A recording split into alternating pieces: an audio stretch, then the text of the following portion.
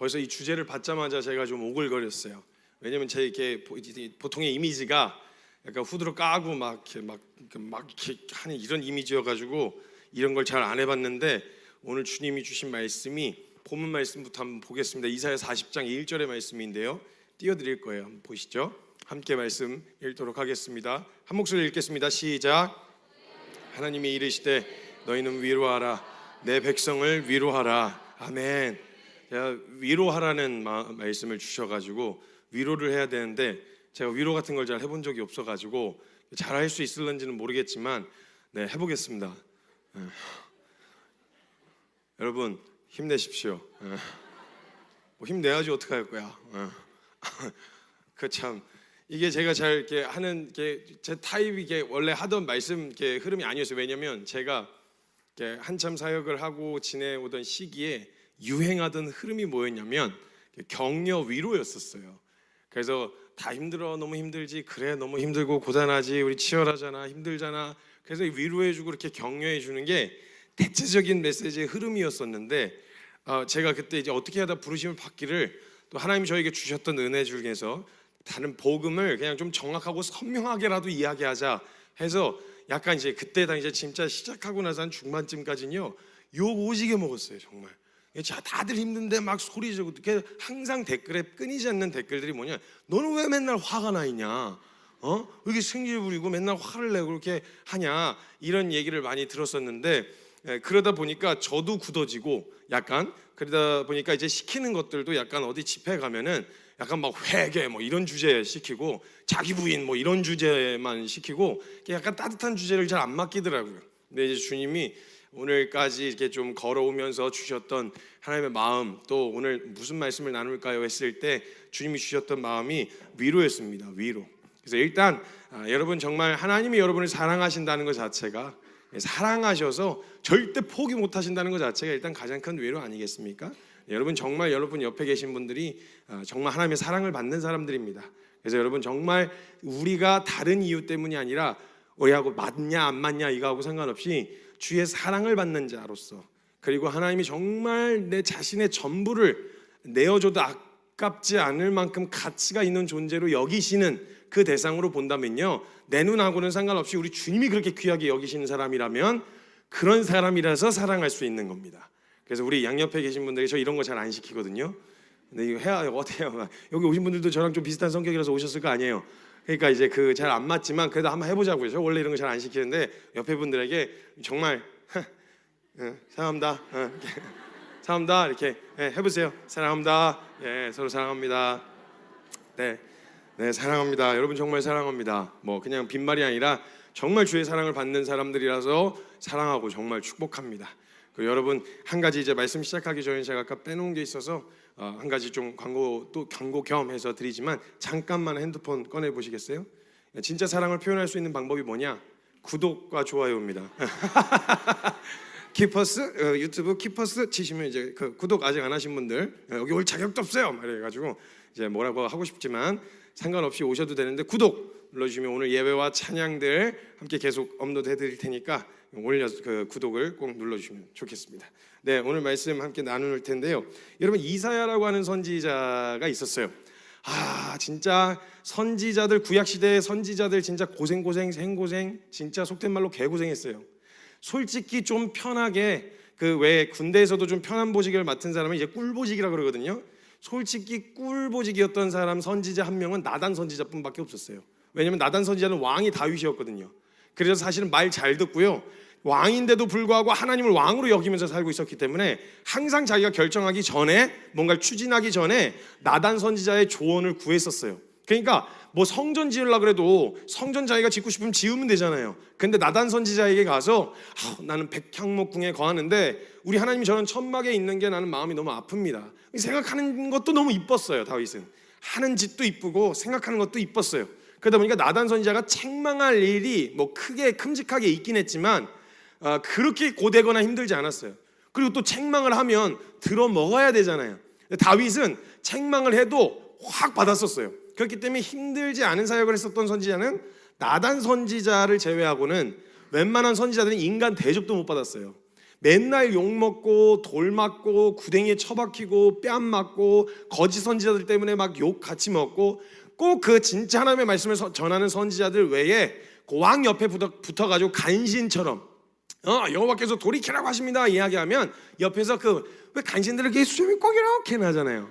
꼭 이렇게 나는 사람들이 가가지고 아닙니다, 괜찮습니다, 너무 잘하고 계십니다 이래가지고 그 상황에서 하나님의 말씀을 완전히 무시해도 되는 또 다른 말씀을 하나님의 말씀이랍시고 뒤집으셔갖고 왕한테 이야기를 하니까 귀에 듣기 좋은 소리만 골라서 가겠죠. 근데 진짜 이사야 선지자는요, 수십 년간 하나님의 말씀을 전하느라 정말 고생 많이 했었던 선지자였어요. 솔직히 이렇게 될까봐 무서운데 진짜 이사야 선지자는 고생 많이 했어요. 하나님의 말씀을 정확하게 대언할 때 하나님은요, 메신저들에게 메시지를 주실 때 메시지만 덜렁 안 주시고요, 꼭 메신저들의 삶을 메시지로 만드세요. 그러니까 이 사람들의 나오는 말이 그냥 하나님이 이렇다고 하십니다 이렇게가 안 되고요, 그 막 처절하게 경험했던 자신의 삶 자체가 메시지가 돼갖고 그냥 외칠 수밖에 없었거든요. 근데 이사야 선지자가 그래서 그 메시지를 전하느라, 사역을 하느라 가족을 제대로 돌보지 못하고, 메시지 때문에 아내가 죽어요. 메시지 때문에요, 홀랑 벗고 다니면서 멍에를 짊어지고 이스라엘이 짊어질 멍에에 대해서 이야기하고 그 메시지를 전하느라고 직접 멍에를 메고 다녀요. 그리고 그 비참하게 어떻게 무너질지에 대해서 메시지를 전하기 위해서 인분, 똥으로 떡을 구워서 먹는 퍼포먼스를 보여줘요. 이게 인간 대접도 못 받는 이런 사역을 했었던 사람이 이사야 선지자였단 말이죠. 근데 지금 내 백성을 위로하라 라고 말씀하신 요 시점이 언제였냐면 이사야 1장부터 39장까지 내용이 뭐냐면, 하나님 앞에 돌이키지 않으면 너네 진짜 큰일 난다, 너네 이대로 가다가 정말 큰일 난다, 경고하고 또 경고하고 하나님의 심판의 메시지를 계속 외쳐왔었어요. 수십 년간. 우상숭배에서부터 떠나라, 하나님의 말씀을 다시 청종하고 그 앞에 엎어져라, 이걸 1장부터 39장까지 내내 이야기하다가 그 말을 들어 처먹질 않아가지고 결국은 바벨론으로 팔려가게 됩니다. 포로 생활을 시작하게 되어져요. 그리고 나서 바벨론 유수라고 해서, 유수란 단어는 유배 생활이라고 하거든요. 포로 생활이 시작이 되어지는데, 포로 생활을 시작하게 되어진, 이미 심판과 어떤 징계를 받고 그 다음에 포로 생활을 하게 되어진 그 백성들에게 40장부터 위로의 말씀을 전하기 시작합니다. 위로의 말씀, 그게 40장 1절부터 시작하는데 뭐라고 얘기하시냐면, 너는 내 백성을 위로하라 이렇게 얘기하시는 거예요. 여러분, 이거 만약에 개인적인 입장으로 승질날라 치면 되게 승질나거든요. 왜냐하면 하나님 혼자 좋은 역할 다 맡고 나는 막 심판, 너네 그러다 죽어, 니네 그러다 다 저기 한다고 분명히 하나님 말씀하라 그래가지고 외치면 안 돼. 너무 심했다 야. 주님이 만약에 이러시면, 너 너무 그렇게 과격하게 이렇게 막 소리 빽빽 지르고 막 핏대 세우고 막 그렇게 얘기하면 애들이 얼마나 겁을 먹겠니? 너 너무 심했다 야, 위로 좀 해줘 이렇게 얘기하면, 아니 하나님이 하란 말씀 전하라 그래갖고 전했는데 혼자 좋은 하나님 되고 나만 나가리 되는 이상한 그림이 펼쳐진단 말이에요. 사실 또 그렇고 보면 이거 되게 기분 나쁠 만도 한 상황이거든요. 그렇게 하나님이 얘기하라 그래가지고 이스라엘 백성들 향해 떠나라, 돌이켜라, 너네 진짜 그러다 큰일 난다, 돌이켜, 안 그러면 너네 팔려갈 거야, 막 저주를 쏟아부었어요. 그러니까 듣기 싫어하죠. 자기가 하고 싶은 걸 하고 있는데 그러다가 망할 거라고 저주를 쏟아부으니까 얼마나 듣기 싫겠어요. 귀를 틀어막고 안 듣고 있었던 백성들이 결국은 그 말씀대로 이루어져서 바벨론으로 끌려갔으면요, 솔직한 말로 이거 되게 쌤통입니다. 되게 쌤통이에요. 잘 됐다, 내가 얘기했지, 내가 너네 그렇게 될 거라고 얘기했어 안 했어? 내가 말했잖아, 니네 책임이야, 자업자득이지, 니네가 말 안 들어서 그렇게 된 거잖아 하고 마음을 확 접어버려도 되는 상황이란 말이죠. 그거 얼마나 속상한 일입니까? 그런데 지금 걷다 대고 불난데 부채질하듯이 위로를 하라고 하시는 거예요. 하나님이 이사야 보고, 그렇게 수십 년간 외친 이사야 보고 위로를 하라고 하시니까 약간 느낌이 병 주고 약 주는 느낌이거든요. 병을 주고, 아니 그걸 말 안 들어서 팔려가게 해놓으신 다음에 징계를 하신 다음에 위로해줘, 다시 회복될 거라고 꼭 얘기해줘, 이렇게 해서 약을 주고 계시는 느낌이란 말이에요. 근데 하나님은 말씀을 통해서 경고하셨고, 하나님을 경외함으로 말씀 앞에 서기만 하면 그 심판의 경고와 약속은 이루어지지 않아도 될 일이었어요. 너 우상숭배하다가는 이렇게 될 거야, 이게 약속으로 보장돼 있었거든요. 신명기 30장에 이미 얘기돼 있었던 얘기예요. 그러면 만약 하나님을 경외하고 그 말씀을 청종했더라면 말씀을 듣지 않아 팔려가는 이 일은 안 일어나도 되는 일이었잖아요. 근데 기어이 그 길을 선택해서 갔단 말이에요. 자업자득이에요. 만약 안 알려줬더라면 이해가 갑니다. 몰랐으니까, 이게 잘못된 줄 몰랐으니까 내가 가서 그 일에 대한 징계와 심판을 받으면 억울하다 말을 할 수가 있는데 억울할 일이 없어요. 이스라엘 백성들은. 왜냐면 다 알려줬거든요. 선지자들이 계속 외쳤거든요. 왕한테까지 귀에 들어갈 정도면 모든 백성들도 알 만큼 계속 반복적으로 얘기해 줬단 말이에요. 그렇게 가다가 큰일 난다고, 그렇게 가다가 진짜 너 다 털린다고, 내 원함과 네 정욕. 여러분, 그때 당시에 우상숭배라고 하는 건 무슨 이스라엘 백성들이 종교성 좋아서가 아니고요, 그때 섬기던 우상들이 바알과 아세라였어요. 바알과 아세라는 풍요와 다산의 신입니다. 이 말은 뭐냐? 인간이 신을 만들어냈는데 무슨 신을 만들어내냐? 내가 원하는 것을 가져다 줄 신 말이죠.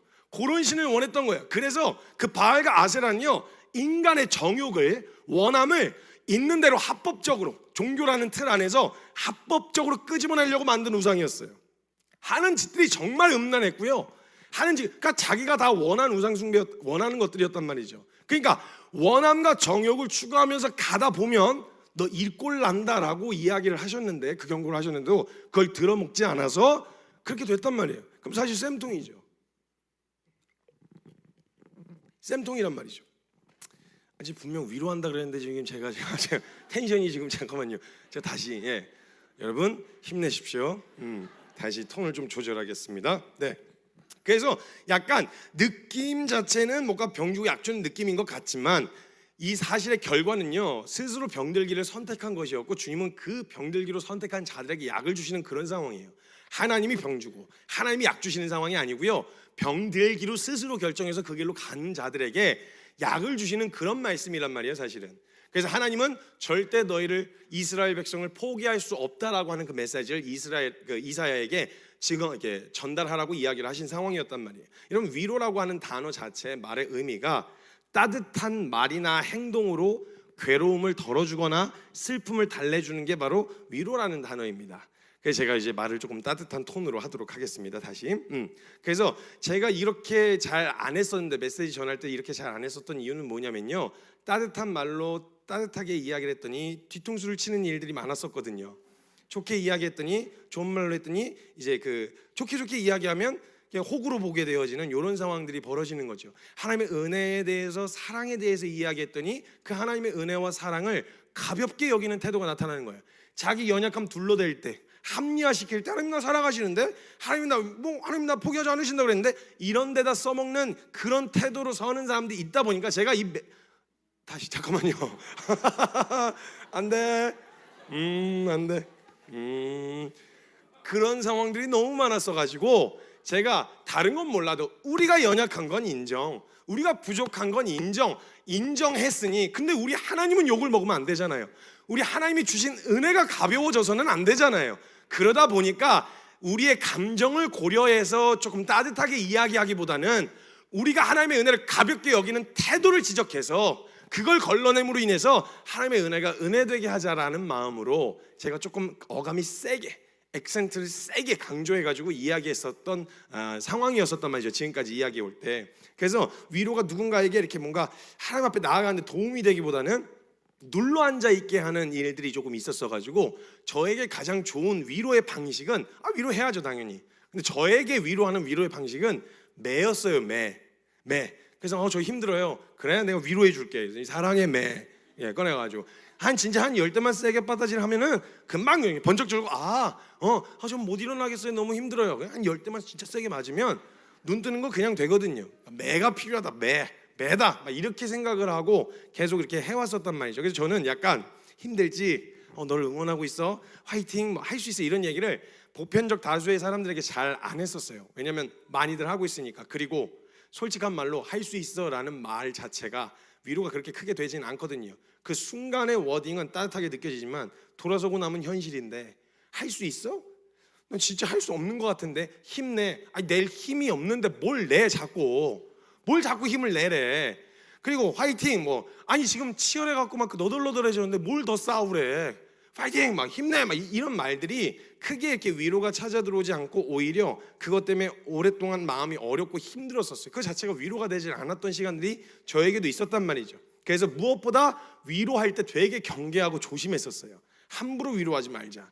내가 이 사람의 인생을 다 알지 못한다. 그렇기 때문에 내가 함부로 그건 괜찮아 이런 말을 하면 안 괜찮다고 하실 수도 있잖아요, 주님이. 그러니까 그 자리에 머물러 있게 될까 봐 괜찮다는 말을 잘 안 하고 함부로 위로를 안 했었단 말이에요. 그래서 따뜻한 위로, 메시지로 전하는 따뜻한 위로에 대한 부분은 굉장히 아꼈었어요. 그래서 제가 지금 말씀을 전하는데 아시겠지만 제가 원래 이렇게 강연 잘 많이 안 들여다보는 스타일인 건 아시잖아요. 근데 제가 여러분의 눈을 보면서 이런 따뜻한 소리를 잘 못하겠어요. 그래서 제가 강연을 계속 들여다보려고요. 그래서 저도 위로받고 싶을 때가 있고요.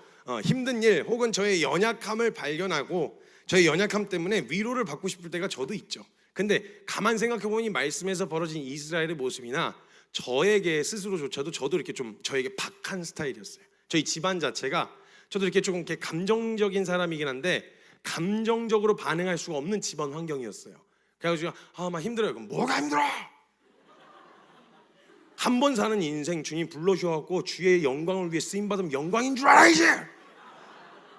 약간 이런 분위기다 보니까 제가 뭐 주의 사역을 감당하다가 좀 지치고 힘들어서 힘들다 소리를 하고 싶지만 그 외침이 들리는 거예요. 광야에 외치는 자의 소리처럼 귓가에서 맴맴 돌아요. 막 불러주신 것만으로도 영광인 줄 알아야 돼. 쓰임 받는 것이 영광이지 뭐 어디 뭐 힘드니 많이 하고 있어. 어차피 정욕 따라가도 힘들긴 매한가지인데. 그래서 제가 항상 그런 정서가 있었을 때 항상 했던 얘기는 야 어차피 주님 따라가도 힘들어. 안 힘든 건 아니야. 힘들긴 힘들어. 좁은 길이라고 하셨고 좁은 문이라고 하셨으니까 힘든 건 힘든데 야 그럼 주님 안 따라가면 덜 힘드냐? 아니죠. 여러분 인생 사는 거 그냥 살아도 힘들잖아요. 그럼 어차피 힘들 거 그냥 주님 따라가면서 힘들자. 어차피 힘든 건데 저도 위로를 이딴 식으로 했단 말이에요 제가. 안 힘든 거 아니야. 안 힘들 수가 없어. 인생 그냥 힘들어. 근데 어차피 그냥 정욕 따라가다가 힘들고 난 끝에 지옥으로 처박히느니 주님 따라가 어차피 고단하긴 고단해도 똑같이 고단한데 주님 따라가는 게 더 낫다. 저는 그냥 힘든 거야 그건. 막 약간 이런 식으로 위로를 하고 저 스스로에게도 되게 박했었어요. 일어나 막 이제 막 스스로를 막 일으킬 때 막 조금이라도 막 좀 제가 위로를 받고 좀 마음을 포근하게 먹으려고 치면 정신 차려. 그러다가 교만해지는 거야.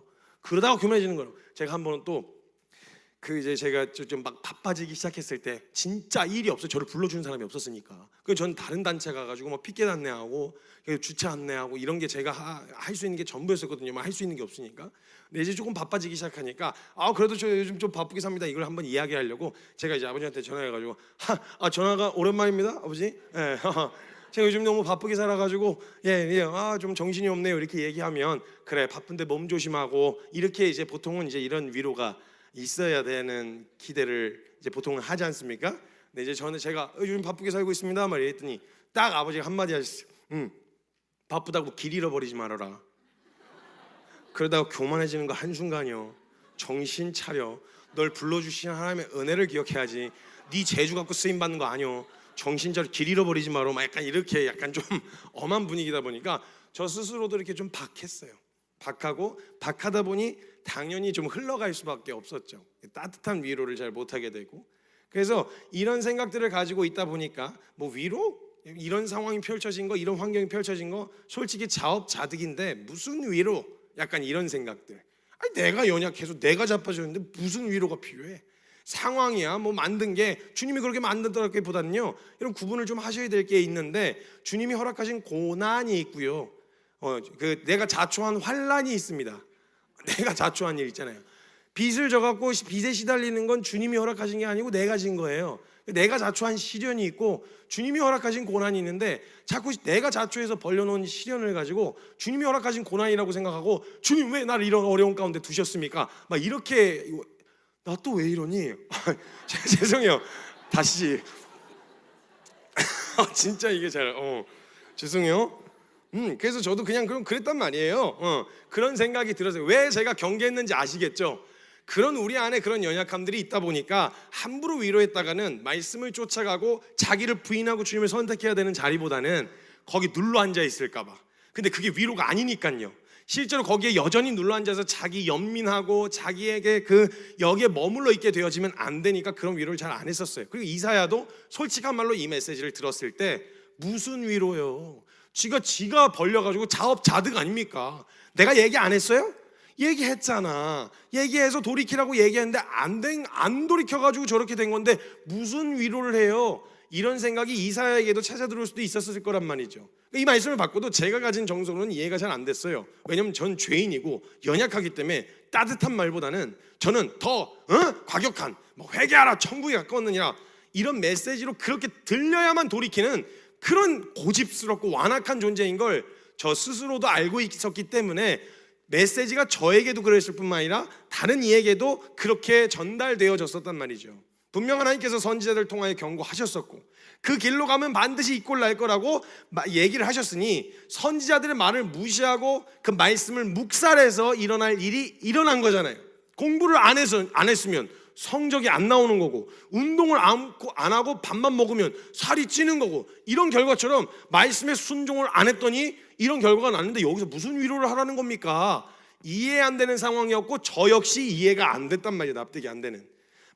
마치 자연법칙 안에서 반드시 이렇게 되면 1 더하기는 1은 2다 라고 하는 것처럼 말 안 들으면 이렇게 된다 라고 하는 그 결과대로 펼쳐진 상황이었었단 말이죠. 그런데 위로하라는 거죠. 무슨 위로가 필요할까? 이 사람들이 왜 위로를 해야 되지? 이 이스라엘 백성에게 왜 위로를 해야 될까? 이런 질문들이 제 안에 찾아 들어왔었어요. 그런데 이때 하나님께서 이사야에게 이 위로를 시키신 이유는 뭐냐면 제일 먼저 그 메시지를 전해야 되는 이사야를 위로하신 거였어요.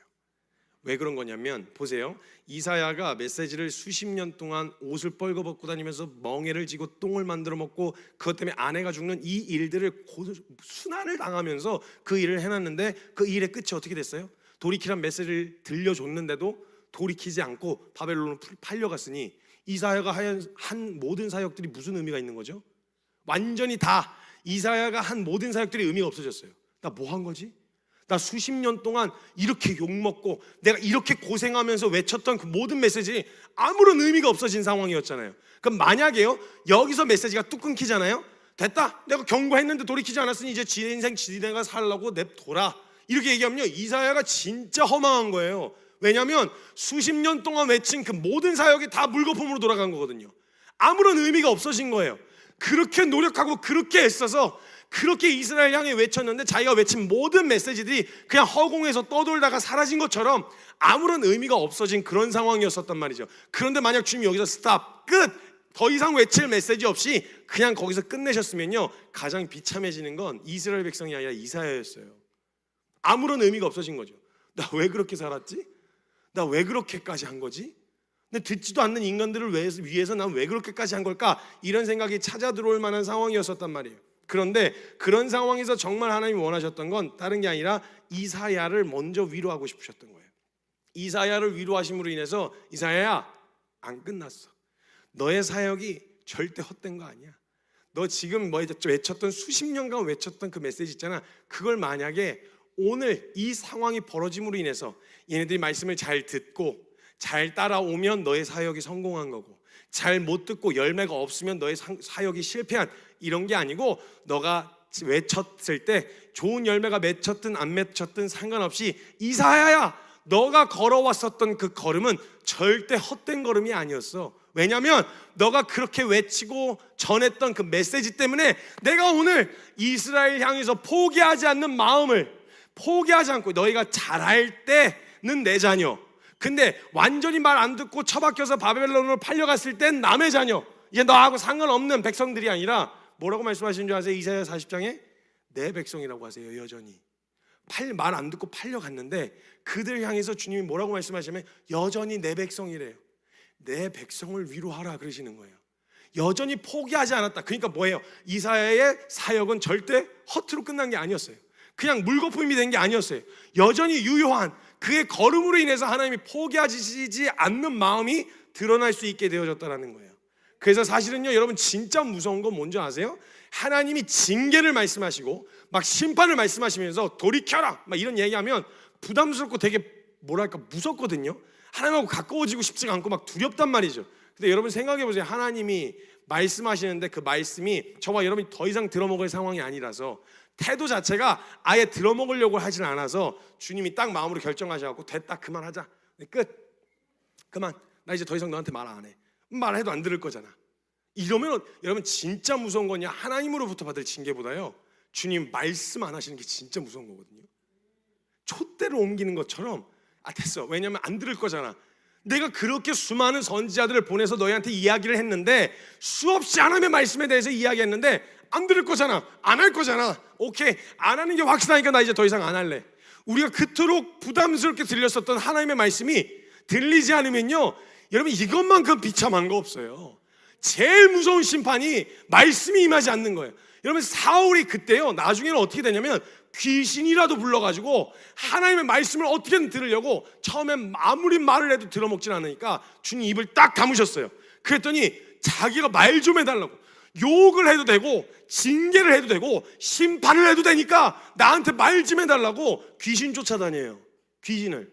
사울이 버림받은 첫 번째 증거가 말씀이 임하지 않는다는 거예요. 여러분 그렇게 우리가 부담스럽고 따분하고 지루하고 거룩해라, 막 경건해라, 막 주님을 잘 따라야 된다, 믿음으로 살아라, 뭐 이런 얘기들 지루하고 따분해갖고 우리 주님이 그래 그만할게, 내가 부담스러웠지, 나 이제 안 할래, 이렇게 되어진다고 상상을 해보세요. 상상을 해보세요. 저는요 이거만큼 무서운 일이 없다고 생각해요. 가장 무서운 징계가 이거예요. 말씀이 임하지 않는 거예요. 성경책을 펼쳐봐도 도대체 나에게 말씀이 임하지 않아. 아무리 설교를 듣고 말씀을 들어도 더 이상 내 귀에 들리지 않아. 이게 내 심령과 내 양심까지 들어오지 않아. 이렇게 되면요 진짜 양심에 화인 맞은 상태가 되는 거 정말 무서운 상태라는 거예요. 그래서 하나님은요 이 모든 하나님께서 하시고자 하셨던 말씀대로 순종하지 않아서 벌어진 일들이었지만요, 하나님은 이스라엘을 위로하고 싶으셨어요. 그리고 그 일을 거기까지 걸어왔던 이사야를 위로해주고 싶으셨어요. 그래서 그 징계의 시간 하나님께서 허락하셨지만 징계로 내친 시간이 아니라 하나님이 너 이제 더 이상 너희한테 관심 없어, 갖다 버려, 그냥 이게 아니라 여전히 너희가 팔려갔지만 그 징계를 주는 이도 나다. 난 너희를 지금 포기하지 않았다. 요 메시지를 꼭 이스라엘에게 들려줘라. 이 얘기를 이사야에게 말씀하신 거예요. 그러니까 이 말씀을 들었던 이사야의 마음이 어땠을까 하는 질문이 저에게 찾아 들어왔던 거죠. 아마도 남녀다가 포로로 끌려간 이 상황에서 가장 낙심했을 사람이 이사야였을 거란 말이에요. 근데 이 이사야가 하나님의 말씀을 전하고 이야기했는데 유다 백성들에게 위로하라는 이 말씀은 위로였겠지만 이사야에게는 그 당사자에게는 위로가 아니었을 거란 말이죠. 처음에는. 왜냐하면 내가 말했는데 나를 얼마나 우습게 여기겠어. 내가 이 말을 하면 아니 전혀 다른 이야기를 하는 정반대의 이야기를 하는 이 하나님의 말씀을 이해하고 받아들일 수가 없는 거예요. 나만 등신된 거잖아. 아니 나만 그 심판 얘기하고 막 징계에 대해서 이야기하다가 나만 등신된 거잖아. 나 떡을 구워 먹었는데, 나 옷 훌랑 벗고 다니면서 막 멍해지고 다녔는데, 내 아내가 죽었는데 여기서 갑자기 위로하라 그러면 내가 뭐가 돼? 나 등신되는 거 아니야? 이런 생각이 찾아 들어왔을 수도 있었을 거란 말이죠. 근데 이 예언을 던지는 이사야도 되게 많이 쉽지 않았을 텐데, 이사야의 관점에서 이사야 40장 말씀을 보면 이 예언을 하라고 하신 하나님의 말씀을 들었던 이사야는 어떤 마음이었을까를 묵상해 봤을 때, 이때 이스라엘 백성들은 자초한 일이었고 이미 엎질러진 물이었는데 이 메시지를 던지라는 말씀을 하나님으로부터 들었을 때 누구보다 이사야에게 가장 큰 위로가 되었을 거라는 거예요. 하나님은 누구보다 이사야를 위로하고 싶으셨던 거예요. 이사야 다른 누구보다 이스라엘 백성들보다 앞서서 이사야를 위로하셨어요. 이사야, 너의 삶이, 그리고 너의 사역이, 너의 순종이, 너의 걸음이 헛되지 않았어. 왜냐하면 그 메시지를 듣고 남아있었던 한두 사람 때문에요, 하나님이 그 이스라엘을 포기하실 수가 없었거든요. 그 얘기를 듣고 그 소망함을 듣고 이사야의 메시지를 들은 다음에 어느 때든지 어느 상황에 처박혀 있든지 하나님의 말씀을 청종하면 돌이키겠다고 하신 하나님의 약속의 말씀이 있어? 그럼 저 하나님 말씀 앞에 다시 엎어질게요. 돌이키는 사람들이 있었거든요. 열매는 다 보이진 않지만 한두 사람이라도 그렇게 반응하는 사람들이 있었거든요. 그러니까 하나님은 그들을 포기하실 수가 없는 거예요. 놓으실 수가 없는 거죠. 오늘까지의 결과로는 이사야에게 사역에 마땅한 열매도 없어 보이고 원하는 사역의 결과물이 하나도 없는 것 같아 보이지만, 기억해라 이사야야, 너가 오늘까지 순종해준 그 순종 때문에 이렇게 망가져버린 이스라엘도 포기하지 않으시는 하나님의 마음이 드러나게 됐다. 그래서 이사야 40장 1절에서 2절에 보면 너희 하나님이 이르시되 너희는 위로하라, 내 백성을 위로하라. 너희는 예루살렘의 마음에 닿도록 말하며 그것에게 외치라. 그 노역의 때가 끝났고 그 죄악이 사함을 받았느니라. 그의 모든 죄로 말미암아 여호와의 손에서 벌을 배나 받았느니라 할지니라 하시니라. 이미 끝났다. 내가 너희가 져야 할 모든 심판과 너희가 받았어야 할 모든 징계를 내가 받아내겠다. 하나님 아버지의 마음이 이사야를 통해서 드러나게 되어지는 거예요. 안 끝난 거예요. 그리고 하나님의 영광이 이사야를 통해 드러납니다. 3절에서 4절 말씀에 외치는 자의 소리여 이르되 너희는 광야에서 여호와의 길을 예비하라. 사막에서 우리 하나님의 대로를 평탄하게 하라. 골짜기마다 도두어지며 산마다 언덕마다 낮아지며 고르지 아니한 곳이 평탄하게 되며 험한 곳에 평지가 될 것이요 여호와의 영광이 나타나고 모든 육체가 그것을 함께 보리라. 이는 여호와의 입이 말씀하셨느니라. 회복을 명령하시는 거예요. 회복을. 그리고 사람에게 소망이 없다는 것과 영원하신 하나님의 말씀으로 우리에게 약속하시고 약속을 지키시는 하나님이 드러나게 되어졌다는 거예요. 누굴 통해서? 이사야를 통해서. 이사야는요 사역의 결과의 열매가 없었거든요. 근데 이사야가 그 자리에 순종해서 걸어오다 보니까 자기는 그냥 눈앞에 보이는 말씀에 순종했을 뿐이고 그냥 힘들지만 힘겹게 걸어왔을 뿐인데 하나님은 그 일을 통해서 이스라엘을 포기하지 않으시는 하나님의 아버지의 마음을 드러내셨고요.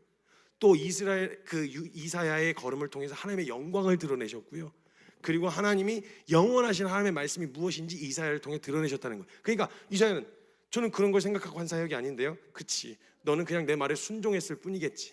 근데 너가 그렇게 힘겹게 걸어온 그 걸음을 통해서 내가 어떤 일을 이루었냐? 포기하지 않으시는 하나님의 열심, 하나님의 영광, 하나님의 은혜, 이게 이사야를 통해 드러나게 되어졌다는 거예요. 그래서 이사야를 향해서 먼저 주님이 위로하고 싶으셨던 거예요.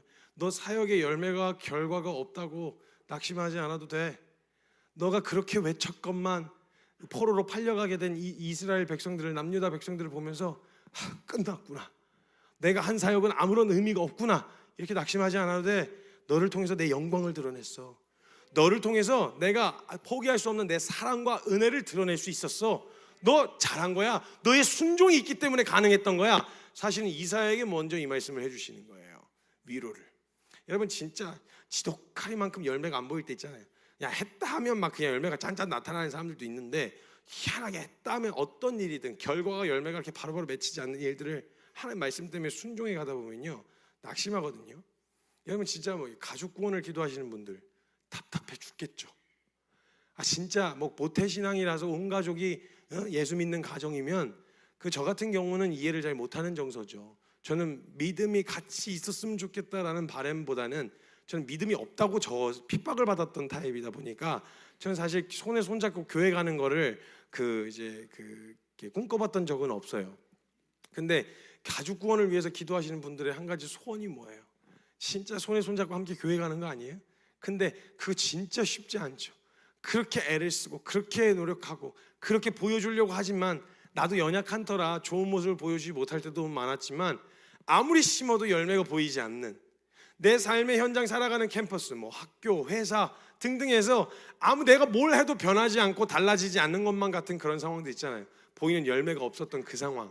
근데요 그 상황에서 그냥 눈앞에 보이는 한 걸음 한 걸음 걷다 보니 어느새 학교를 그냥 졸업했고, 한 걸음 한 걸음 걷다 보니까 그냥 회사를 다니고 있고, 난 그렇게 그냥 살아왔던 것뿐인데 주님이 그 걸음을, 내 인생을 평가하시면서 이사야의 사역을 평가하시듯이 저와 여러분 인생을 평가하시면서 너의 순종이 있었기 때문에 내가 이렇게 할 수 있었다. 내가 그 너의 순종과 너의 거기서 견뎠던, 너가 그때 막 참았던, 너가 그 자리에서 버텼던, 너가 그 순종을 통해서 보여지는 열매는 없었을지 모르겠지만 내가 내 마음을 드러낼 수 있었고 내 영광을 드러낼 수 있었고 내 은혜를 드러낼 수 있었다. 그 걸음을 축복해 주시는 거예요. 위로하시고 격려해 주시는 거예요. 그러니까 이사야야, 너의 순종은 절대 헛되지 않았다. 너의 사역도 절대 헛되지 않았어. 너의 걸음이, 너의 헌신이 직접적으로 기대했던 열매가 있었지만 그게 보여지진 않았어. 너가 오늘까지 순종해 준 그 순종이 없었다면 오늘 남유다는 이것들이 자신들이 하나님의 말씀에 반역해서 받는 대가인 줄도 모르고 재수 없어서 받는 대가라고 생각했을 거예요. 인생 재수 없어서 얻어 걸린 어려움이라고 생각했을 거란 말이에요. 근데 이사야가 외쳤던 바람에 돌이키지 않으면 이렇게 될 거라고 이야기해 준 덕분에 우리가 하나님 말씀을 청종하지 않아서 이렇게 된 거구나라는 걸 이스라엘 백성들이 알 수 있었고, 그것 때문에 어디로 돌이켜야 하는지를 알 수 있었단 말이에요. 열매는 없어 보였는데 이사야의 그 모든 걸음과 순종이 절대 헛되지 않았었다라는 거예요. 하나님이 우리가 걸었던 걸음 있잖아요. 우리가 참았던 인내, 그리고 우리가 치열하지만 견뎠던 그 마음들을 좀 절대 허투루 보내게, 헛되게 두지 않으신다라는 거예요. 저와 여러분의 인생, 주님 때문에 했었던, 주님 때문에, 다른 이유가 아니라 주님 때문에 해보려고 했었던 그 모든 선택과 그 걸음, 보여진 결과로는 그냥 하다가 넘어진 것 같고, 그리고 큰 열매 없이 그냥 흩어져 버린 것만 같았던 그 모든 걸음들을 주님이 이렇게 모으셔가지고 하나님이 하고자 하신 일을 하신다라는 거예요. 그리고 우리에게 말씀하시길, 너 때문에 내가 이거 할 수 있었어. 너가 거기서 견뎠기 때문에 내가 이걸 할 수 있었어. 너가 거기서 견디고 인내했기 때문에 내가 여기서 이걸 이룰 수 있었어 라고 이사야의 걸음과 저와 여러분의 걸음을 위로해 주고 싶어 하신다는 거예요. 그래서 낙심하지 말라고 말씀하시면서 갈라디아서 6장 9절에 우리가 선을 행하되 낙심하지 말지니 포기하지 아니하면 때가 이름에 거두리라. 이 말씀을 하신 건요, 주님이 절대 우리가 선을 위해 선택한 모든 선택과 그 걸음을요 그냥 물거품처럼 흩어지게 두지 않으신다라는 거예요. 너가 선을 위하여, 옳은 것을 위하여 선택하고 고민하고 치열하게 싸우며 버텨왔던 그 모든 걸 내가 절대 그냥 허투루 흩어지게 두지 않을 거야. 내가 그것을 통해 거두게 할 거고 이루게 할 거야 라고 하는 말씀으로 이사야를 위로해 주시고 저와 여러분을 위로해 주신다는 거예요. 물론 우리가 제일 받고 싶은 위로는 뭐냐? 내가 순종했더니 뭔가 드라마틱한 반전으로 확 바뀌길 바라잖아요. 내가 복음 막 전하면 막시 막 가족 다 뒤집어지고, 내가 막 하면 막 그냥 홍해 막시 갈라지고, 막 하늘에서 딱 열면 그냥 만나 뚝 떨어지고, 그냥 막 손만 얹으면 병 다 고쳐지고, 진짜 이런 영적인 어떤 드라마틱한 기적들을 우리가 원하고 그런 열매들을 기대하고 원하는데, 손만 댔다 하면 망가지고, 했다 하면 사고치고, 뭘 조금 몇 걸음 걷지도 못하고 자빠지고, 맨날 이런 모습만 보면 자꾸 낙심이 되고, 내가 하나님 나라에 도움이 될까? 방해만 되는 거 아니야? 약간 이런 생각들이 자꾸 찾아 들어올 때가 있단 말이죠. 근데 그런 열매나 결과가 보이지 않아도 낙심하지 말라고 말씀하시는 건, 저와 여러분의 순종을 들어서 반드시 하나님이 이루고자 하신 일을 이루고야 마시는 하나님이시라는 거예요. 그리고요, 그 이루신 일들을 보여주시면서, 야, 이거 누가 한 건 줄 알아? 내가 너랑 같이 한 거야. 너 그때 거기서 견뎠잖아. 너 거기서 참았잖아. 너 거기서 버텼잖아. 너가 거기서 버티는 바람에 내가 이걸 할 수 있었어. 물론 실상은 주님이 다 하신 건데 주님 우리랑 같이 하고 싶어 하시거든요. 숟가락을 어떻게든 얹게 하고 싶으신 거거든요. 그래서 티스푼이라도 얹어주시려고 그냥 모든 그냥 명분을 다 잡아가지고, 이거 너도 한 거야. 주님 이거 제가 한 거 아닌 것 같아요. 누가 봐도. 그래서 성의 마지막 날에 주님 앞에 서면요, 면류관을 주시면요, 우리가 그 면류관을 주님 발 앞에 다시 내던진다 그래요. 그게 무슨, 이게 이런 의미예요. 하나님, 야 이거 너랑 같이 한 거야 내가 이거. 아니 이거 솔직히 저 그거 제가 한 거 아니잖아요. 저 그냥 뭐 어떻게든 얹히게 하시려고 티스푼이라도 얹어주시는 거잖아요 지금. 나 그거 감당 못해 하고 면류관을 던져서 주의 발 앞에 놓여주면, 주님이 아니라니까 이거 네가 같이 한 거라니까. 아니 나 이거 감당 안 된다. 이걸 주거니 받거니 이걸 마지막 날 주님 앞에 서갖고 이걸 한다는 거예요. 주님은 어떻게든 저와 여러분이 걸었던 모든 걸음들을 절대 헛되게 되시는 분이 아니시라는 거예요. 여러분 그게 얼마나 위로가 되던지요. 말씀을 읽다가 이사야가 그걸 위로하라고 그러시는데, 위로의 메시지를 전하려다가 자기가 먼저 위로받았지 않았겠어요? 내가 전한 메시지들이 허투루 끝나지 않았구나. 아무런 의미가 없었던 게 아니었구나. 나 수십 년간 그것 때문에 그렇게 치욕을 견디며 참았고 인내했던 그 모든 것들을 주님이 내 수고를 알아봐 주셨구나. 나를 위로하시는구나. 이걸 이사야가 그 자리에서 볼 수 있었던 거라는 거예요. 물론 우리의 삶이 여러분들 느낄 때가 있지만 특별해 보이지 않을 때가 있어요. 뭔가 대단한 업적도 없고 그렇다고 재능도 없고 뭔가 특출난 게 없어서 내 인생이 되게 특별해 보이지 않을 때가 있거든요. 별거 없어 보이는 삶, 나 혼자 나에게 주어진 삶의 현장에서 살아가는 그 삶이 열매도 없어 보이고 목적도 없어 보이는 것 같은 거죠. 여러분 일을 계속 하다 보면요, 취업 전선에 뛰어들려고 해서 취준생일 때는 뚜렷한 목표를 가지고 막 하다가요, 들어가고 나면요 사실 우리 인생이 이렇게 다이나믹하지가 않잖아요. 반복이잖아요. 아침에 출근하고 그럼 저녁에 퇴근하고 자고 다시 일어나서 아침에 출근하고 퇴근하고, 이게 되게 반복적이고, 나를 갈구는 그 직장 상사 그놈 새끼 그놈도 계속 반복이에요. 그러니까 우리 일상이 주일날 교회에 나가서 뭐 일상 지난 한 주를 나누자 그러면요, 그 나중에 하다가 더 이상 나눌 주제가 없어요. 왜냐면 그 나쁜 새끼는 여전히 지난 한 주도 나쁜 새끼였거든요. 그러니까 진짜 이제 새로운 나쁜 새끼가 등장하고 새로운 빌런이 등장하면은 새로운 빌런이 등장했어요. 뭐 나눌 주제라도 있는데 그 빌런 계속 있거든요. 그러니까 뭐 일상이 뭐 나는 주일날 나눌 이야기가 없어. 그러면 이제 얘기하다가 더 할 게 없어서 먹는 얘기하고 맛집 얘기하고 그러다 집에 가고 뭐 이러다가 끝나버리잖아요. 그러다 보니까 우리 일상이 되게 그냥 반복적이고 별로 특별한 뭔가가 없어 보이는 것 같아 보이는 때가 있는 거죠. 하나님께 되게 멋진 열매를 가져다 드리고 내 인생이 막 다이나믹해 가지고 막 그냥 그런 사역들과 그런 일들이 막 펼쳐지기를 바라는 그런 소망함이 있지만 사실 별거 없어 보인단 말이죠. 이건 뭐 사역도 아니고 빛나는 것도 아니고 사람들도 인정해 주는 자리도 아니고 그런 자리에서 고군분투하고 있는 내 모습이 되게 초라해 보일 때가 있다는 거죠. 그럼 차라리 어차피 믿음으로 잘 사는 것 만족스럽지도 않아. 여러분 내 믿음에 지금 현재 자신의 믿음에 만족스러우세요? 그것도 아니야. 만족스럽지 않을 바에 그냥 편하게 그냥 죄 짓고 살든지, 편하게 죄도 못 지어 양심에 찔려가지고 그러니까 죄도 못 짓고 그렇다고 잘 사는 것도 아니고 이도저도 아니고 나 뭐지? 약간 이런 생각 찾아올 때가 많단 말이에요. 그런 고군분투하는 내 모습이 되게 초라해 보일 때가 있단 말이죠. 근데 하나님께서는요, 하나님의 말씀에 순종하고자 드려진 삶을 절대 무의미한 삶으로 내버려 두지 않으신다라는 거예요. 하나님이 이루어 가신 역사의 가장 중요한 역할로서 그 사람이 거기 없었으면 절대 안 될 가장 중요한 역할로 사용하시게 되어진다라는 거예요. 여러분의 눈을 보고는 얘기할 수는 없는데 여러분의 인생은 특별해 보이지 않고 별거 없어 보이는 것 같아 보이는 인생일 것 같이 보이지만요, 하나님은요, 하나님 앞에 드려져서 그냥 다른 게 아니라 그냥 하나님 주님 따라가 볼래요. 뭐 잘하는 것도 없고 대단한 열매도 드릴 것도 없고 재능도 뭐 이게 특별한 것도 없지만요, 하나님이 그냥 있으라고 하신 자리, 맡겨주신 자리 다 분별 안 돼서 오늘 그냥 회사 가 있는 거고 시가 그래서 그냥 학교 가 있는 거고 캠퍼스에 있는 거고 이런 거라고 생각했는데 하나님이 정말 적절하게 날 거리로 인도하셔서 있게 하신 자리이며 거기서 내가 고민하면서 사소하지만 고민하면서 씨름했던 그리스도인이라면 어떻게 살아야 될까? 여기서 믿음을 지키는 것은 무엇인가 하면서 고민했던 그 모든 고민들, 별거 아닌 것들을 이렇게 쓸어 모으셔가지고 그 진짜 별거 아닌 거 쓸어 모아도 금가루 모양이 이만큼 모여있는 그 선한 행동들 그걸 이렇게 쓸어 모으자. 하나님이 이러한 일을 하신다는 거예요. 어마어마한 일을. 마치 오병이어처럼요. 어린아이가 가져왔던 도시락 그 보리떡 5개, 물고기 2마리밖에 없었는데 내가 가져온 건 그게 다야. 특별해 보이지도 않아. 대단해 보이지도 않아. 성경에 거기 그 물고기 2마리를 보통 성경의 물고기는 익투스거든요. 헬라어로 익투스라고 기록하는데 그 안에 도시락에 있었던 아이의 도시락에 있었던 물고기는 옵사리온이라고 기록이 돼 있어요. 옵사리온이라는 물고기는 어떤 물고기냐면요, 그때 당시에 이렇게 어부들이 그물질을 하러 밖에 나갔다가 물고기를 잡았을 때 크고 튼실한 건 상품 가치가 있잖아요. 그래서 그 상품 가치가 있는 물고기들은 내다 팔아요. 근데 너무 어린 생선들은 지금 팔 수가 없으니까 그냥 갖다 방생을 해줘요. 물에다 다시 풀어줘요. 더 크라고. 근데 딱 잡고 봤더니 이도저도 아닌 게 있어요. 얘 팔기는 좀 뭐해, 안 팔릴 것 같아. 그 방생하기도 커.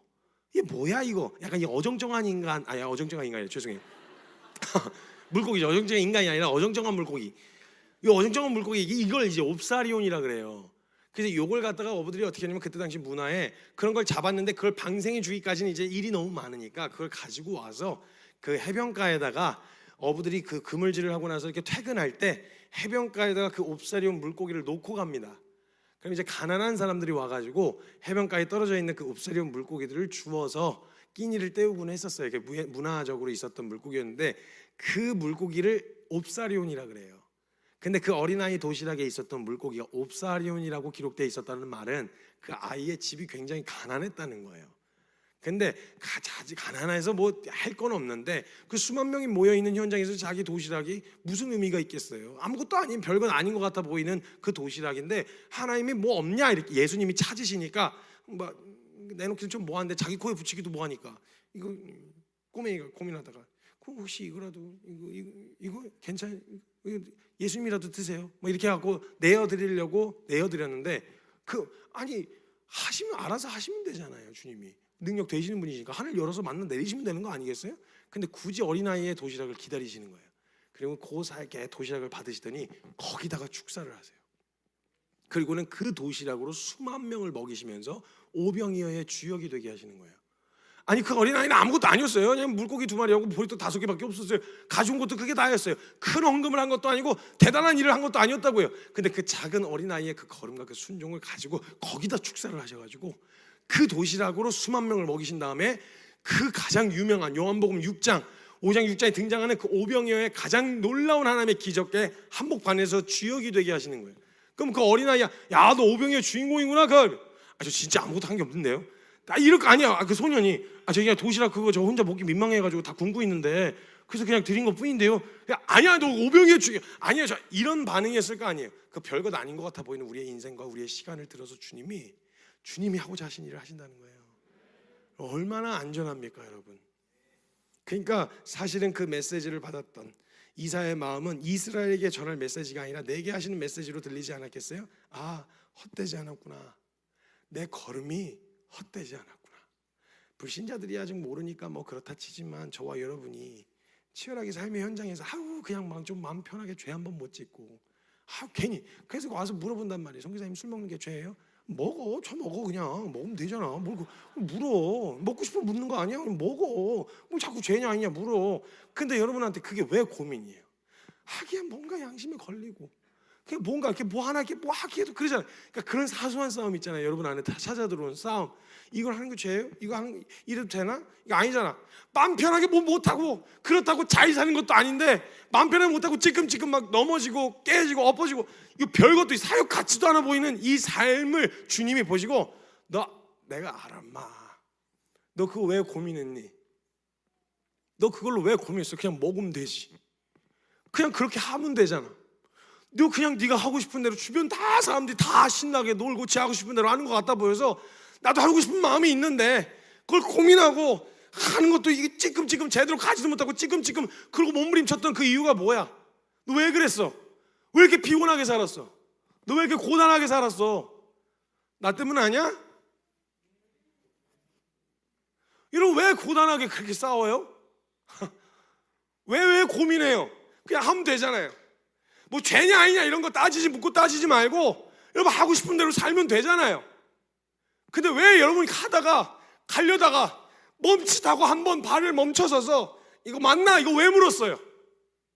그렇게 안 해도 되는데 참아야지. 왜 참았어요? 그 자리에 안 가려고 왜 안 가봤어요? 왜 머뭇거렸어요? 왜 고민했어요? 주님 말씀하시는 나 때문 아니었어? 잘했어. 우리는 좋은 열매를 보여드리고 싶었는데 좋은 열매까지는 아니에요, 그죠? 우리 삶이 막 멋지게 막 진짜 막 성공적으로 했다면 막 사람들 다 뒤집어지고 사람들 막 역사가 일어나고 내가 속한 막 회사가 뒤집어지고 학교가 뒤집어지고 캠퍼스가 뒤집어지는 이런 역사 일어나면 너무 좋죠.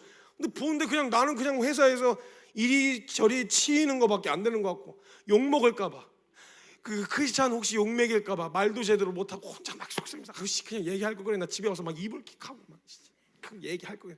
그래서 꼭 말 못하는 인간들 집에 와가지고 꼭 다음번에 이런 얘기 들으면 이렇게 반격해야지 막 머릿속으로 상상하는데 그 현장 가면 또 안 나오잖아요. 그럼 집에 와서 또 가서 입을 킥하고 막. 근데 여러분 왜 그 욕먹을까 봐 크리스찬이라고 말 못하는 거 그거 사실 부끄러워서라기보다는 여러분의 이런 마음 아니에요? 내가 혹시 나 때문에 주님 욕먹일까 봐. 그러니까 떳떳하게 이야기 나 크리스찬입니다. 나 그리스도인이 원래 얘기하고 싶죠. 자랑스럽게 얘기하고 싶은데 혹시라도 내 연약하면 내가 아니까 혹시 나 때문에 주님 욕먹으면 어떡하지? 교회가 욕먹으면 어떡하지? 이런 마음 아니었냐고요. 주님이 그걸 찾아서 말씀하시는 거예요. 이사야 헛되지 않았어. 너의 수고, 너의 애씀, 너의 노력, 특별한 뭔가 막 선지자들 중에서도 막 큰 사역했었던 사람도 있었는데 이런 베드로는요 예수 전했더니 3,000명 회개했는데 스데반은요 복음 전하고 돌 3,000개가 날라왔어요. 그러면 사역의 결과로만 보면 베드로가 더 성공적인 사역이잖아요. 돌 3,000개 맞은 스데반 집사님 뭐예요? 근데 주님은 이 사람이나 저 사람이 상관없이 스데반에게도 말씀하신 거예요. 내가 알아. 다른 사람 모르는데 내가 너 알아. 여러분의 마음, 여러분이 뒤에서 고민하면서 씨름하면서 하는 그 고민들 누가 알아줍니까? 솔직히 전들 알겠어요? 좀 몰라요. 그래서 함부로 위로 안 하는 거거든요. 물론 연약함도 있고 부족함도 있긴 한데 저와 여러분 뒤에서 막 고민했던 이렇게 살아야 되는데 씨름했던 이거 보여줘야 되는데 하고 막 치열하게 고민했던 그 모든 건데 아무도 모르거든요. 아무도 몰라요. 열매도 없고 결과도 없는 것 같아 보이는 아무도 모르는 뒤에서 혼자 애쓰고 씨름했던 그 고민들을 우리 주님이 지금 이사야에게 말씀하시듯이 내가 안다. 사랑하는 아들아, 사랑하는 딸아, 내가 알고 있어. 너의 고민, 너의 씨름, 너의 고단함 이거 왜 그러려고 했어? 그 이유를 내가 알고 있다. 위로해 주시는 거예요. 그러니까 이사야는요 아마도 그런 마음이 들었을 것 같아요. 하나님이 내 순종, 내 걸음, 내 몸부림 다 알고 계셨구나. 아마 이걸 보게 되어졌을 거라는 거예요. 위로하라는 메시지는 사실 내게 위로하라고 하시는 말씀이었다라는 걸 알게 됐어요. 주님 먼저 나를 위로하고 싶으셨구나. 여러 가지 상황과 여러 가지 환경 가운데 놓여 있는 사람들에게 무엇이 가장 큰 위로가 될 수 있을까 저도 고민했는데, 이스라엘은 공통적인 상황에 놓여 있었어요. 포로로 끌려가 있는 상황에서 당연히 그 위로가 포로를 마치고 돌아오는 것에 대한 소망이 그들에게 위로가 되겠지만, 사람 생긴 것처럼 다양한 상황에 놓여 있는 사람들에게 어떤 위로의 말씀을 전해야 될까? 날 힘내라, 고생했다, 수고해라, 반드시 열매가 맺힐 것이다. 아니요, 저는 여기 앉아 계신 모든 사람들이 만약 주님을 정말 사랑하고 주님 믿는 분들이라고 한다면 이 한마디로 여기 앉아 계신 모든 상황이 다 다른 상황들 아니겠습니까? 근데 이 한마디가 여러분에게 가장 큰 위로가 될 수 있을 거라는 생각이 됐어요. 그 위로가 뭐냐면 주님이 아십니다예요. 여러분의 수고 주님이 아십니다. 사람들은 모르는데요, 주님은 아세요. 이거 에베소 교회에게 하셨던 말씀이거든요. 계시록에 보면요, 계시록 2장에 내가 너의 행위와 수고와 내 인내를 알고 있고 또 악한 자들을 용납하지 아니한 것과 자칭 사도라 하되 아닌 자들을 시험하여 그의 거짓된 것을 너가 드러낸 것과 너가 참고 내 이름을 위하여 견디고 게으르지 아니한 것을 내가 아노라, 이렇게 말씀하셨단 말이죠. 물론 그 뒤에 책망도 있지만 사람들은 칭찬과 욕을 먹는다고 하면요, 보통은 욕이 더 크게 다가와요. 그래서 욕을 먹은 것에 대하여 합리화시킬 때 칭찬받을 만한 잘한 것으로 욕먹은 것을 합리화시키거든요. 그러니까 내가 이런 잘못한 것에 대해서 욕을 먹으면요, 욕먹은 걸로 인정을 안 하고 욕먹을 건 욕먹은 걸로 인정을 해야 되는데, 나 그래도 이건 잘했는데요, 그래도 내가 이건 애썼는데요, 이걸로 자꾸 내 욕먹을 것을 가리려고 한단 말이죠. 근데 그건 별개예요. 욕먹을 건 욕먹을 거예요. 잘못한 건 잘못한 거예요. 다음 주 정기예배 때는 또 욕먹을 건 욕먹어야죠. 오늘 메시지하고는 다르겠죠. 털릴 건 또 털려야죠. 욕은 욕인데요, 잘한 건 잘한 거예요. 그래서 주님은 잘못했기 때문에 잘한 것 같이 싸잡아서 니는 아무것도 잘한 게 없다 이렇게 얘기 안 하셨어요. 책망만 하지 않으셨어요. 넌 이건 진짜 잘했어. 너 이거 정말 잘했어. 너가 참 오래 참고 인내하고 악한 자들 용납하지 않은 거, 게으르지 않으려고 했던 거, 견뎠던 거, 참고 버텼던 거, 이건 내가 진짜 인정해. 다른 게 아니라 내가 그건 알고 있어. 이걸로 격려해 주시고 위로해 주신단 말이에요. 제가 리더십 훈련시키면서 제일 많이 하는 말이 뭐냐면요, 오늘까지의 그 사람의 모습을 내일의 그 사람이라고 단정 짓지 말아라. 오늘 99번 넘어졌으니까 야, 내일도 똑같을 거야, 안 바뀌어, 이렇게 단정 짓지 말아라. 99번의 넘어짐을 통해서 100번째 일어날 수도 있다. 그게 경험이 돼서 일어날 수 있으니까 그 마지막 소망의 문을 닫는 건 주님이 하셔야 되는 거고, 우리까지가 99번 넘어진 모습으로 갔었어도 그 사람은 계속 넘어질 사람이 아니라 여기까지의 그 시간을 통해서 경험 삼아 다시 일어나게 되기를, 그걸 항상 기대하고 소망해라, 이렇게 이야기를 해주거든요.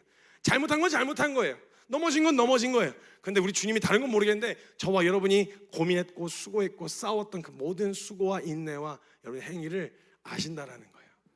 이게 우리에게 가장 큰 위로가 되어지는 거예요. 그러니까 우리의 싸움이 절대 무의미하지 않아요, 여러분. 그렇게 싸웠는데 넘어졌어, 그러니까 아무런 의미가 없냐? 아니요. 그 넘어짐 때문에 오히려 뭘 다듬어야 되고 뭘 세워야 되는지 배울 수 있는 경험이 될 수 있었다라는 거예요. 그 모든 걸 합력하여 선을 이루시지만 일단은 주님이 그 걸었던 걸음 한 걸음 한 걸음을 주님이 다 알고 계신다라고 말씀하시는 거예요. 내가 다 안다. 내가 다 알고 있어. 너의 수고와 너의 모진 공격 앞에서 참아낸 너의 인내, 악한 자들을 용납하지 않았던 것들, 게으르지 않았던 것, 내가 다 알고 있어. 아마 에베소 교회에게 풀어 말씀하시면 이렇게 말씀하셨겠죠. 사람들이 아마 너희를 향해 꽉 막혔다고 얘기했겠지. 여러분, 불신자들이, 안 믿는 사람들이 크리스찬들 얘기하면서 막 진짜 꽉 막혔어, 대화가 안 통해, 정신병자 같아, 별의별 욕을 다 먹더라고요. 꽉 막혔다고 얘기했고, 대화가 통하지 않는다고, 광신도 아니냐고, 미친 거 아니냐고, 꼭 그렇게 믿어야 되냐고, 너무 독선적이라고, 적당히 타협할 줄도 알아야 된다고 그랬겠지. 믿음에 합당하지 않은 모습에 괴로워하는 너의 모습을 보면 사람들이 괜찮아, 다 그렇게 사는데 뭐 하려고 왜 그걸로 괴로워하고 그래, 남들 더한 것도 아닌데 왜 너 그렇게 힘들게 그러고 피곤하게 사냐라고 그랬겠지. 근데 내가 알아, 너의 마음은 그런 게 아니었다라는 거. 하나님 앞에서 정직하고 싶은데 정직하지 못한 모습 때문에 괴롭고, 순결하고 싶은데 음란함 때문에 괴롭고, 그래서 또 어떻게든 지켜보겠다고 친 그 몸부림, 그 끝에 멋있는 모습으로 주님 앞에 서고 싶었지만 그런 모습이 보이지 않았어도, 내놓을 만한 열매가 없었어도, 사랑한 나의 교회, 에베소 교회야, 사랑한 나의 교회야, 내가 알고 있다. 너의 수고 그리고 인내, 너가 참고 견뎌온 것들, 너의 무능력한 모습이 너의 과정을 다 설명해내지 못해서 답답한 건 아는데 다른 사람들은 몰라도 내가 안다. 사랑하는 여러분, 여러분이 직장에서 그래도 한번 믿음으로 살아보겠다고 크리스찬답게 한번 해보겠다고 한 걸음이라도 실렸던 모든 노력과 수고와 애씀과 고민과 애처로울 만큼 열매는 보이지 않는데 해왔었던 모든 걸음들을 우리 주님이 다 하신다라는 거예요. 사랑하는 여러분, 주님이 아십니다. 그러니까 하세요. 해보세요. 괜찮아요. 넘어져도 깨져도 왜 저기 만화에서 주인공도 다시 일어나라 그러잖아요. 넘어져도 해도 나는 안 울어도 돼요. 여러분은 우셔도 돼요. 괜찮아요. 그냥 주님이 다 알고 계시니까요. 열매와 그 수고와 뭐 이런 것들이 보이지 않아도, 남들은 다 인정하지 않아도 우리 주님이 아셨으면 된 거예요. 제가 오늘 주님 앞에 그렇게 고백하게 되더라고요. 다른 건 모르겠는데 하나님, 뭐 남들이 인정 안 해줘도요, 주님이 아셨으면 됐습니다. 그거면 됐습니다. 우리 그 믿음의 고백, 주님이 아시는 그 은혜의 자리 함께 나아갈 수 있었으면 좋겠습니다. 제가 같이 좀 기도합시다.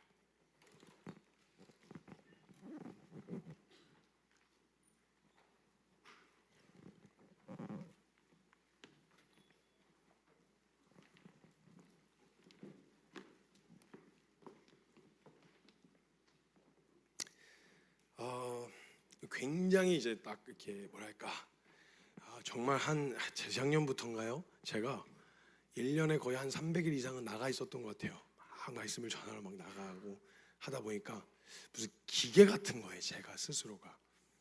근데 그래도 어떤 열매가, 사람 세우는 거, 그래 막 해보자.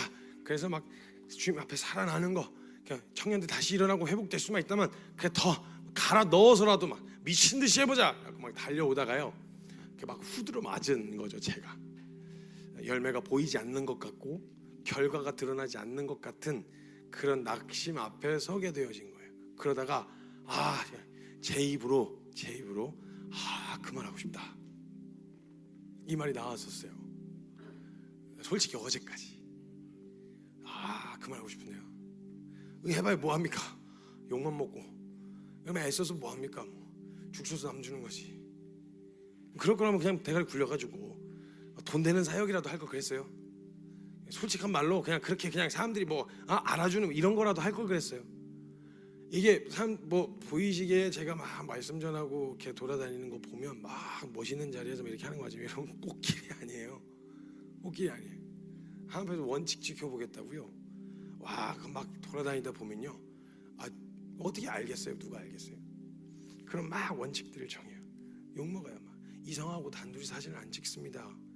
제가 스킨십, 악수 외에는 다른 이성하고 악수를 하지 않습니다. 이건 제가 잘해서가 아니고요, 제가 연약해서 그렇습니다.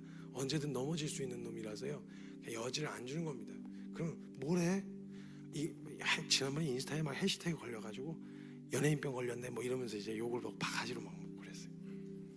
그리고 나가서 하면 불러주시는 복음 전한 일도 감사하게 생각해야지 하고 돌아다니다 보면요, 한 여름 겨울에는 집에서 거의 자질 못하거든요. 그러면은 이제 돌아다니면서 뭘 호텔 방에 들어가니까 무슨 돈이 있다고 먹여 살려야 될 식구들이 한가득인데, 이제 보통 한 2, 3만 원 하는 여관 어디 모텔 이런 데 들어가면요, 모텔 어느 장소인지 아시잖아요. 양옆에서 소리가 들려요. 양옆에서 그냥 딱 들어가면 벌써 느껴져요. 영적으로 막 죽을 것 같아요. 그래서 들어가면 수건 깔아놓고, 그냥 찝찝하잖아요. 수건 깔아놓고 그 위에서 씻고 옷도 못 갈아입고 그 수건 위에 이렇게 누워있다가 씻고 나와야 되니 다음 일정을 가야 되니까 쉴 때가 필요하니까 그리고 나와요. 돌아다녀요. 나중에 차를 타고 운전하고 가다가 뭐 하는 거지? 나 지금 뭐 하고 있는 거지? 누가 알아준다고 이러고 있나? 적당히 돈 되는 일 할 걸 그랬어. 적당히 뭐 이런 인간적인 생각들이 막 찾아 들어올 때가 있거든요. 근데 그래갖고 하다가 이래도 욕 먹고 저래도 욕을 먹더라고요. 그냥 그렇게 하려고 그래도. 그래서 나 사실은 이렇게 했는데요, 저렇게 했는데 설명해도 아무 소용이 없어요. 그냥 욕하고 싶으면 욕하는 거더라고요. 그래서 제가 하다가 사실 진짜 어제까지 나 진짜 못하겠다. 올해 안에는 안식년을 갔든 아니면 은퇴를 하든, 저 사역만 20년이거든요. 이른 나이부터 시작해서 하루도 안 쉬었어요. 주님이 아시지만 하루도 안 쉬었어요. 군대 입대하기 전날까지 사역하다가 전역한 다음 날부터 사역을 시작했어요. 뭐 쉰 이런 거 없었어요. 그냥 달려왔어요. 근데 뭔가 이렇게 이게 막 밀려오는 거예요. 그래서 너 못하겠는데, 안 될 것 같다. 솔직히 사역자들한테, 팀장들한테 나 올해는 못할 것 같다. 롱런은 안 될 것 같다.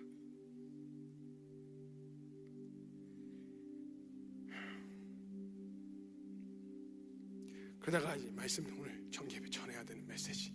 그거 얼마나 비참한 줄 아세요? 제가 완전히 낙심이 되고 처져 있는데 여러분 일어납시다 외쳐야 되는 이게 얼마나 비참한 줄 아세요? 그러고 나면 그럼요 막 그러고 나면 막 말씀 끝나고 나면 제일 괴로울 때예요.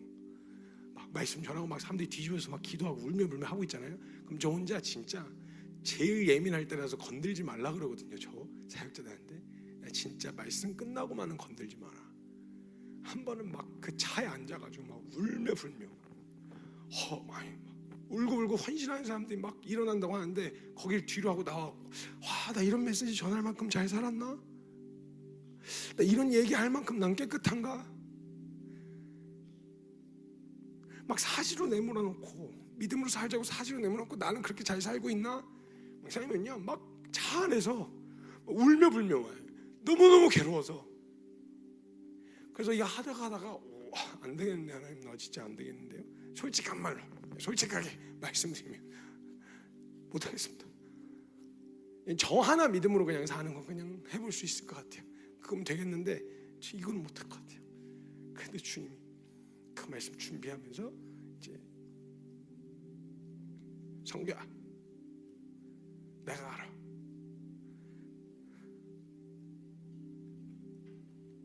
너 왜 고민했니? 너 왜 그렇게 치열하게 고민했어? 너 왜 이렇게 싸웠어? 너 왜 그 고리타분한 원칙 세워가지고 남들 그냥 해도 되는데 그냥 받아도 되는데 왜 그거 굳이 마다하면서까지 그렇게 하려고 했었던 거야? 너 의 드러내려고 그랬던 거야? 아니었어요. 그거 얘기한다고 제 의가 되어지도 않고 사람들이 동경해 하지도 않더라고요. 어차피 그 이후에 감당해야 될 것은 제가 다 감당해야 되더라고요. 왜 그렇게 고민했니? 왜 그렇게 치열하게 했어? 왜 그냥 해도 된다는 거 그렇게 하면서 고민했니? 나 때문에 그런 거 아니야? 맞아요. 주님 때문이었어요. 그걸 내가 안다고. 너가 나 때문에 참은 거 안다고. 네가 나 때문에 걸은 거 안다고. 네가 나 때문에 인내했던 거 안다고. 네가 나 때문에 그 바보 같은 결정과 선택한 거 내가 안다고.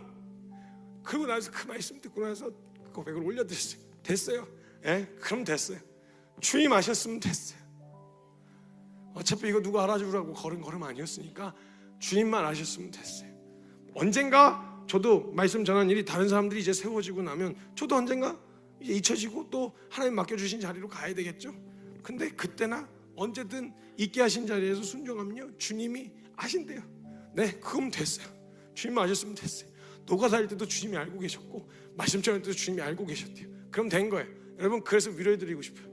여러분의 삶이 별로 특별해 보이지 않아도요, 여러분이 그 현장에서 고민하는 고민과 시름 왜 한 거예요? 주님 때문에 하셨던 거잖아요.